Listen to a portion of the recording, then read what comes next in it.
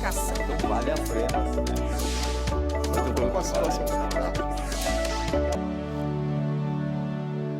Olá, tudo bem com você? Seja muito bem-vindo a mais uma edição do programa Em Discussão, que hoje vai falar de um dos problemas que mais afetam a nossa sociedade: o uso abusivo de álcool. São muitos os impactos desse comportamento em nossa sociedade.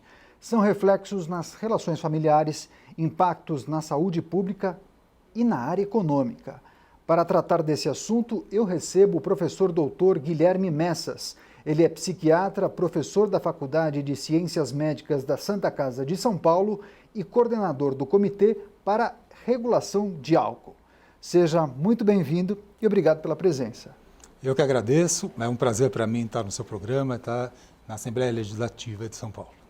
Doutor, o senhor atua como psiquiatra há mais de 25 anos, atendendo naturalmente casos de abuso de álcool e drogas. Mas falando especialmente do álcool, as bebidas alcoólicas não surgiram agora. Há relatos de consumo de álcool de 2000 anos antes de Cristo. Mas, curiosamente, os problemas decorrentes do abuso de álcool têm se agravado nos últimos anos. Por qual razão, e é possível fazer um raio-x desse problema atualmente? Seja bem-vindo mais uma vez. Muito obrigado. O motivo de que isso tem aumentado no último século, na verdade, é a industrialização. O que acontece é que a humanidade sempre usou álcool. A humanidade sempre usou álcool bebendo vinho, coisas mais com menor quantidade e em menor escala de produção. O que foi acontecendo é que, por causa de um motivo bom da tecnologia, a quantidade de álcool que se é capaz de produzir, distribuir e ofertar multiplicou muitas vezes. E a sociedade não estava preparada para uma quantidade, uma oferta tão grande de álcool. A mesma lógica da diferença entre a charrete e o carro. Então, a quantidade de acidentes automobilísticos aumentou, porque quando se usava charrete só para viajar, a velocidade era muito menor. Então, a capacidade de fazer mal, do ponto de vista de impacto, era muito menor. Então, é um descasamento entre a tecnologia e a preparação da sociedade para isso. Então, naturalmente, o corpo humano, a saúde do indivíduo não estava preparado e não está atualmente preparado para suportar essa quantidade que talvez a publicidade venda como sendo a ideal. Há um descompasso? Há um descompasso que é da espécie humana, exatamente. O corpo humano, a espécie humana, não evoluiu ao longo dos milênios para que tenha álcool como parte da dieta, para que tome álcool todos os dias. Então, o que acontece é que se encontra algo, se é bombardeado com álcool nas cidades, nos lugares de publicidade todos os dias, e o corpo não tem a capacidade de processar isso. E isso seguramente causa um monte de impactos que a gente vai conversar sobre eles aqui. Naturalmente. E o consumo de álcool por parte da população vem crescendo ao longo dos anos? É possível afirmar isso? É possível afirmar que o consumo errado de álcool, o consumo de risco de álcool vem crescendo no Brasil e nos últimos anos bastante. Isso é importante de dizer para a população. Quando a gente está vendo um problema de álcool, a gente tem que olhar não só quanto a pessoa está bebendo, mas de que jeito ela está bebendo. E o problema brasileiro é o jeito em que a gente bebe. Então a gente bebe muito, de um jeito desprotegido, a gente faz mal para si mesmo e faz mal para os outros, a gente bate o carro, a gente se envolve em briga, a gente toma muito álcool em lugares que não deve, em horários que não deve, e concentra essa quantidade de beber. Então dá para dizer que o beber nocivo, beber errado, beber de um jeito ruim, tem crescido no Brasil, sim. E é curioso esse dado que o senhor traz, e essas informações, naturalmente, são muito importantes para que você em casa faça a sua reflexão e também observe ao seu redor se não tem alguém que faça um uso descomedido de álcool. Muitas pessoas falam, não, eu bebo pouco, eu bebo uma vez por semana. Mas quando bebe demais, exagera. Há uma relação entre aquela pessoa que bebe pouco todos os dias é aquela pessoa que bebe muito uma vez por semana? Sim. Mais ou menos 10% dos homens brasileiros e 3% das mulheres brasileiras têm problema com álcool. Então, nossas telespectadoras, nossos telespectadores, com certeza conhecem alguém na família, se não ela ou ele mesmo, que tem algum problema com álcool. Dá 12% da população. Então, isso existe nos lares, nos ambientes de trabalho, na rua, nas escolas, inclusive, onde não deveria, seguramente existe. Do ponto de vista de risco, alguém que bebe todo dia um pouco é igual ou até menos pior do que alguém que bebe uma vez na semana e bebe demais. Do ponto de vista clínico ou do ponto de vista do impacto na sociedade? Dos dois. É incrível, né? Uma coisa legal da gente salientar aqui é que é um pouco a fala popular, às vezes a compreensão popular, de que o problema da bebida alcoólica é o alcoolismo, aquela pessoa que bebe todos os dias, o dia inteiro, que não consegue nem trabalhar ou que faz coisas que não deveria. Claro que esse é um problema, mas o principal problema na sociedade, do ponto de vista de organismo mesmo, do ponto de vista de saúde física, além do impacto social, é quem bebe muito em pouco tempo. Você aumenta... Estou falando agora de alguém que bebe muito em pouco tempo, depois a gente vai falar até da quantidade que quer dizer muito em pouco tempo, mas aumenta o risco de infarto do miocárdio, aumenta o risco de ideação suicida, de vontade de se matar, aumenta o risco de ter depressão no dia seguinte, muito forte inclusive, aumenta o risco de pancreatite, doença do pâncreas, mortal muitas vezes, aumenta o risco de hepatite, não só a famosa cirrose de quem bebe muito, mas doenças agudas do fígado. Então, sim, aumenta o risco de se colocar também em situações de vulnerabilidade social. Sabia que uma parte substancial das gravidezes indesejadas das meninas brasileiras são ligadas ao uso imoderado de álcool? Então, sim, o uso agudo, essa intoxicação aí, esse beber para cair, assim, isso é extremamente arriscado para o organismo. E a gente não está falando ainda dos riscos de impacto social. Bater carro, por exemplo, que é o mais famoso deles. Informações importantes trazidas aqui pelo doutor, inclusive eu gostaria de escutar do senhor, porque o senhor coordena um comitê na Santa Casa aqui de São Paulo, que justamente discute como poderia ser a regulação para o uso de álcool. Eu acho importante a gente tratar desse assunto também e abordar as muitas nuances do álcool em nossa sociedade. Conta um pouquinho o trabalho que é desenvolvido por esse comitê. Tudo bem. O comitê, CRA, Comitê para a Regulação do Álcool, tem o apoio da Faculdade de Ciências Médicas da Santa Casa de São Paulo, que tem no sangue e na vocação 5 séculos de coragem para enfrentar os grandes problemas brasileiros.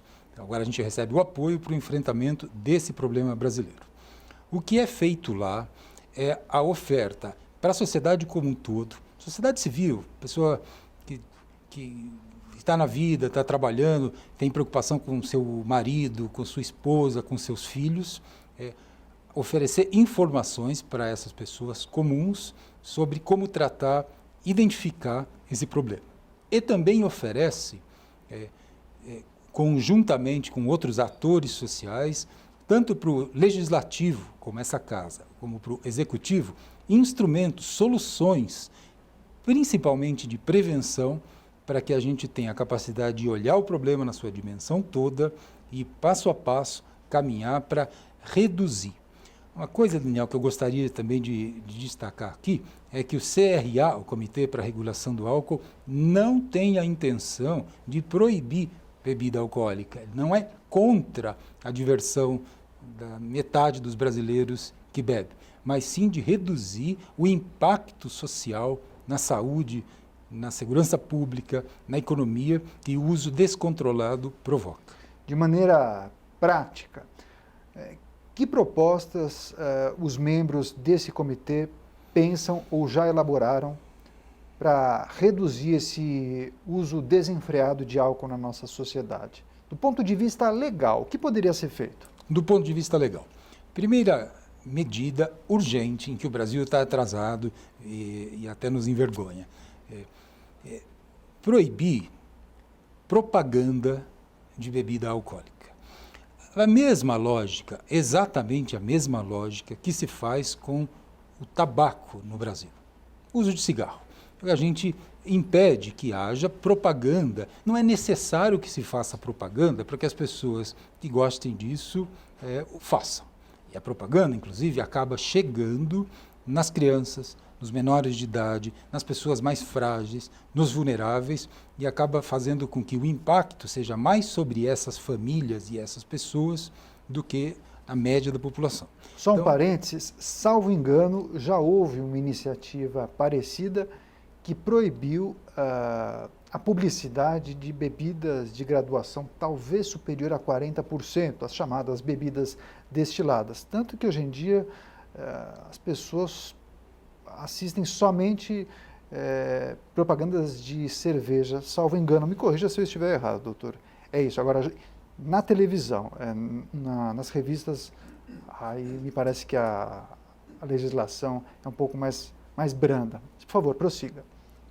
Existe uma lei federal de 1996 que proíbe em televisão a publicidade entre 9h30 da noite e 6 da manhã de bebidas acima de 13 graus.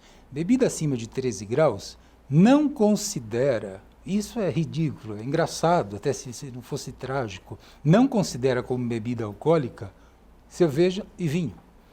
A principal bebida alcoólica brasileira é a cerveja.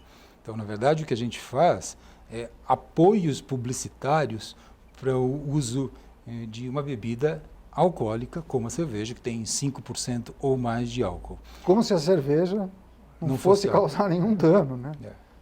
Então, existe uma legislação muito tímida em termos brasileiros e que está muito disparatada em relação à coragem brasileira de regular o uso de cigarro, o tabagismo. Então, esse é o tópico número 1. Tem um outro item que o senhor gostaria de destacar para fortalecer esse enfrentamento ao abuso de álcool? Organizar o uso de álcool nas cidades. Eu vou exemplificar. A gente gosta de carros, a gente precisa dos carros e nem por isso as pessoas podem andar em qualquer lugar, em qualquer velocidade. É por isso que a gente limita as velocidades e multa quem passa, porque senão atropela as pessoas, faz coisas irreversíveis depois. A mesma lógica nas cidades. Leis que regulem o lugar e a hora em que se pode beber. Como numa casa de uma pessoa. Não se deve poder beber a qualquer hora, na segunda de manhã, na terça, agora a gente falando aqui beber. É algo que, por ser arriscado, tem que ser feito em certas situações. Então, leis que, como existe uma no estado de São Paulo, desde 1985, que proíba venda e consumo de bebida alcoólica nas estradas, rodovias estaduais. Leis que determinem, a partir de certa hora, não se pode beber em certo lugar. Se pode beber, por exemplo, só dentro do estabelecimento. Outra lei muito importante é que não tenha concentração de locais de venda de bebida alcoólica perto de escolas ou de hospitais. Vários países bastante civilizados e democráticos usam isso. Então, organizar o local da cidade onde isso pode acontecer. Agora, existe uma lei bastante importante também, mais eficaz de todas, que é a tributação diferencial, seletiva. Ou seja, aumentar os impostos de quem vai beber mais. Se eu bebo mais, eu tenho mais chance de custar para os serviços de saúde e para a segurança. Me parece bastante justo para todos nós que se eu bebo, eu pague mais tributo. Ou seja, colocar um aumento de tributo na quantidade de álcool que existe nas bebidas. Esse modelo é muito bom, esse modelo, inclusive, protege a população mais vulnerável e ele começa a ganhar bons resultados e adeptos no mundo democrático, como, por exemplo, a Escócia. Doutor, importantes levantamentos e também informações que o senhor traz aqui no programa, mas eu gostaria de entender em que pé estão as pautas defendidas pelo comitê. Qual é o status do trabalho desenvolvido pela equipe? Vocês ainda estão levantando informações, compilando, estudando, pesquisando. Em breve isso vai ser encaminhado para as casas legislativas. Eu gostaria de entender o status do trabalho. O comitê foi oficialmente fundado em 31 de janeiro de 2019. Então ele tem pouco mais de um ano. Pouco mais de um ano. Nesse pouco mais de um ano, o comitê reuniu as iniciativas das pessoas que fazem parte e estabeleceu e desenhou, esboçou 2 projetos de lei. Então, esses projetos de lei estão sendo concluídos agora e já vem recebendo conversas preliminares e apoio de parlamentares, tanto aqui na Alesp como no nível federal, para que se avance essa questão. Então, é um trabalho que no âmbito legislativo, na parte de leis, ele já começa a acontecer. Sim. Agora, na outra ponta, tem o empresário. Toda a cadeia produtiva que está envolvida na confecção de bebidas alcoólicas. Como administrar um possível enfraquecimento desse setor mediante a implementação dessas propostas? Essa pergunta é muito importante, porque essa pergunta motiva muita discussão no Brasil e fora também. E é importante dizer aqui que, do ponto de vista da economia do país, não existe perda. Em alguns estudos no mundo existe ganho até. Tem um estudo de estados americanos que mostra, um pouquinho técnico, rapidamente fique aqui. Tranquilo. 10% de acréscimo de venda, de consumo de bebida alcoólica, leva a 0,5% de decréscimo do PIB. Então, não é tão imediato assim, porque você tem um monte de custos, principalmente indiretos, ou seja, a pessoa não consegue trabalhar, para de estudar antes, entra em ato de violência, destrói o lar, vai morar na rua, e coisas associadas que faz com que o resultado econômico não seja favorável. Pelo contrário, ele é desfavorável. Mas vamos perguntar, pensando só no empresário. Tem estudo, e na cadeia, que é, mais uma vez, que oferece de tributos menos do que gasta na outra ponta. Mas só do ponto de vista de empresário. Existem estudos muito bem feitos que mostram que mudanças de regulação, de organização, como a que eu estou propondo aqui, fazem uma variação muito pequena na participação dessa indústria. Quando eu digo muito pequena, em algumas simulações na África do Sul, se chegou em 0,0006 da participação no produto interno bruto. Quer dizer, é uma questão de cidadania e, no fundo, é uma questão de não ter mesquinhez, de ter um olhar público. Essa é uma indústria consolidada, essa é uma indústria poderosa, essa não é uma indústria contra a qual a gente se coloca e é uma indústria que corre riscos com uma regulação. Na verdade, são ajustes para a sociedade viver e conviver de maneira mais harmoniosa e com mais saúde. É exatamente isso. Agora, eu gostaria, o doutor trouxe alguns exemplos ao redor do mundo muito interessantes, eu gostaria de escutar do senhor, porque alguns países são conhecidos justamente pela produção das bebidas. O doutor trouxe aqui a Escócia, país conhecido pela produção de whiskies. Também alguns países europeus são elogiadíssimos por conta da produção de vinhos, como Portugal, Itália, ou mesmo aqui na América do Sul, no Chile, a cerveja belga, enfim, são muitos países que se utilizam da tradição secular para desenvolver bebidas.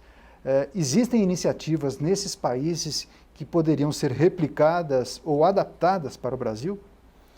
Existem iniciativas nesses países, sim. O Brasil tem uma coisa muito interessante.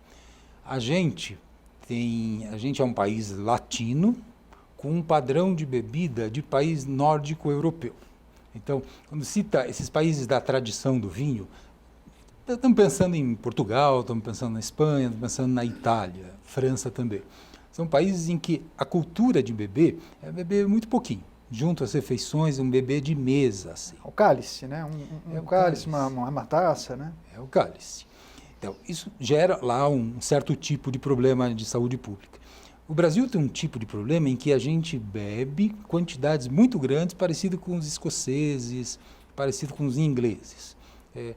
Só que a gente bebe cerveja, então a gente bebe cerveja de um jeito para cair, como se fala, beber pesado. Isso faz com que a gente tenha problemas do tipo desses países. Quais são? Muito a ver com violência. Violência é um grande problema brasileiro, como era para esses países. O que eles fizeram aí? Uma forte Rússia era outro, tinha um problema de mortalidade, as pessoas morriam antes. O que esses países fazem? Eles organizam justamente horário em que você pode beber ou não, organizam os lugares. Aqui em São Paulo também, não pode, por exemplo, beber álcool em estádio de futebol. Nada contra uma coisa ou a outra, mas se sabe que álcool, num ambiente de briga, de conflito, vai favorecer o ato de violência. Então, esse tipo de coisa, de impedir com que se beba em lugares errados, foi o que esses países fizeram e está dando certo, está funcionando. É curioso, né? Mas muitas vezes a cultura leva para um comportamento que acaba prejudicando muitas vezes uma geração. Eu me lembro quando mais jovem, quando eventualmente eu participava de algumas festas universitárias, que era a moda a realização desses eventos com o modelo open bar. Você pagava um ingresso e poderia beber à vontade. Não se sabia ao certo se a bebida era de procedência duvidosa ou não, se era uma marca conhecida, de boa qualidade, enfim. Então, me parece também que os organizadores dos eventos muitas vezes acabam estimulando esse comportamento abusivo, esse consumo desenfreado. Uma regulação também, uma regulação um pouco mais cuidadosa, na verdade, essas propostas do comitê poderiam ajustar também esses eventos, né? Não só, como o senhor bem lembrou, nos estádios de futebol, mas também em discotecas, festas, sei lá, carnaval, por aí vai. O open bar, especificamente, é uma coisa que é banida nos países com mais tradição de cuidar dos seus cidadãos. É banida, porque a natureza do open bar não é a liberdade individual. A natureza do open bar, justamente, é uma ação que faz com que a pessoa acabe se descontrolando. Então, provocar a lesão para si mesmo ou para os outros é a natureza do open bar. Só para te dar um exemplo, agora, quentinho, agora no começo de 2020, Ibiza, na Espanha, o paraíso do turismo. Das festas, baladas, né? As pessoas vão para lá justamente para esquecer que existem. Ibiza acaba de proibir o open bar. Proibir, não, é proibido fazer open bar.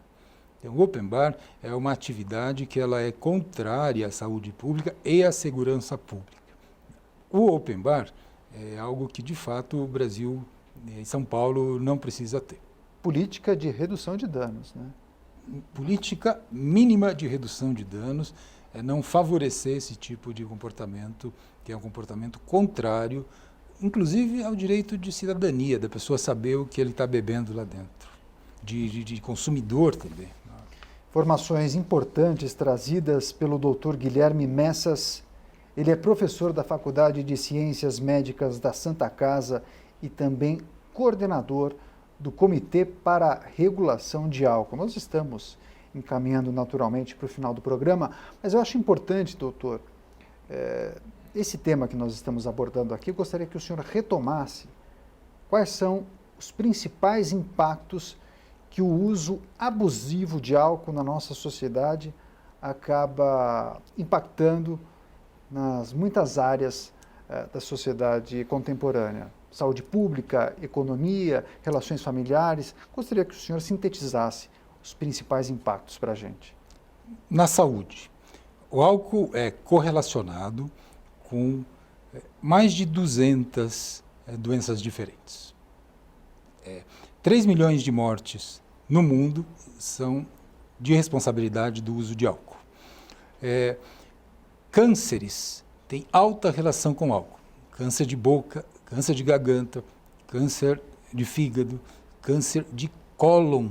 É um câncer muito relacionado com álcool. E mais recentemente, isso eu quero destacar, câncer de mama em mulheres relacionado com álcool. Essa informação é uma informação muito importante que ainda não chega nas nossas mulheres. O câncer de mama tem uma relação forte com o uso de álcool. Elas estão bebendo mais também. Elas estão bebendo muito mais. Beber é uma prática normalmente de homens no Brasil, mas nos últimos anos tem crescido e muito o número de mulheres e as mulheres que têm mais recursos para gastar nisso. Inclusive, há muitas campanhas que buscam vender álcool para o público feminino.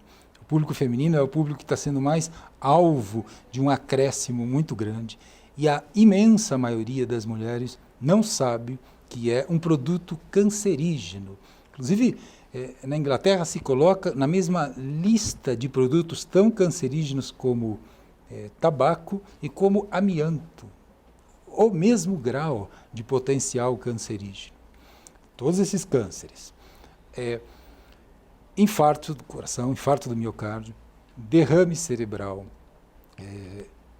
problemas hepáticos, cirrose hepática, problemas de pâncreas e os problemas da minha área, psiquiatra, alcoolismo, uso de outras drogas, em geral eles andam juntos, e também depressão, também ansiedade, insônia, muito a ver com abuso de álcool, na saúde, gravidez precoce, na segurança pública, violência. De fato, um país como o nosso, que é campeão em número absoluto de homicídios, precisa se preocupar com esse assunto, porque a relação chega a ser de 50% dos atos de violência são relacionados com o uso de álcool. É um grande problema de saúde pública, de segurança pública no Brasil. E o professor Guilherme Messas, além de professor da Faculdade de Ciências Médicas da Santa Casa, ele coordena o Comitê para a Regulação de Álcool, você que está chegando agora, e esse comitê propôs, ou pelo menos formatou, 2 projetos de lei. E esses projetos tratam do quê, professor?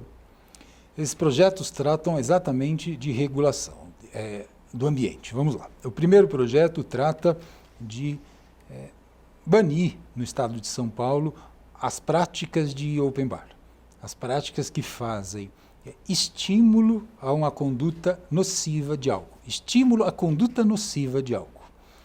A ideia é banir no território do estado de São Paulo. E outro projeto é um projeto para localizar, para que as cidades coloquem o uso de álcool em locais específicos, ou seja, que se não possa beber a qualquer hora, em qualquer momento, em todos os lugares da cidade. Uma organização de regular os lugares onde se pode, se deve beber. Nós esperamos que o senhor retorne com boas notícias para a gente compartilhar com o nosso público. Pode ser? Vai ser um prazer e também, desde já, convido as pessoas que estão assistindo a se informarem mais sobre o CRA, entrarem em contato com a gente.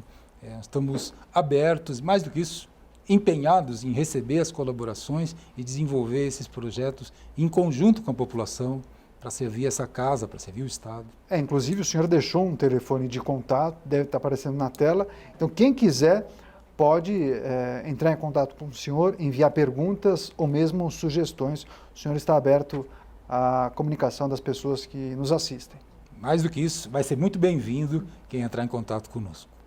Professor, muito obrigado por sua participação. Importante assunto trazido aqui pelo senhor. Volte quantas vezes quiser. Eu, inclusive, já o convido quando nós tivermos notícias do avanço dessas propostas aqui na casa. Um grande abraço. Muito obrigado, Daniel. Um grande abraço. Ponto final nessa edição. Eu agradeço demais a sua companhia e audiência. E até a próxima edição do programa Em Discussão. Tchau, tchau.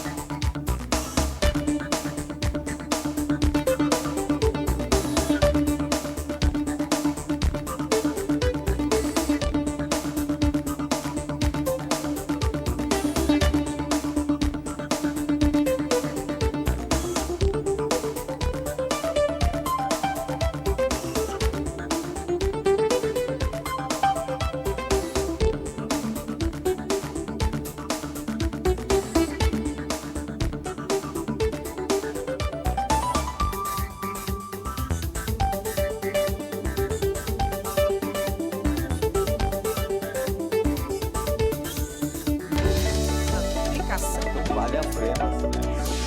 Eu estou com a situação.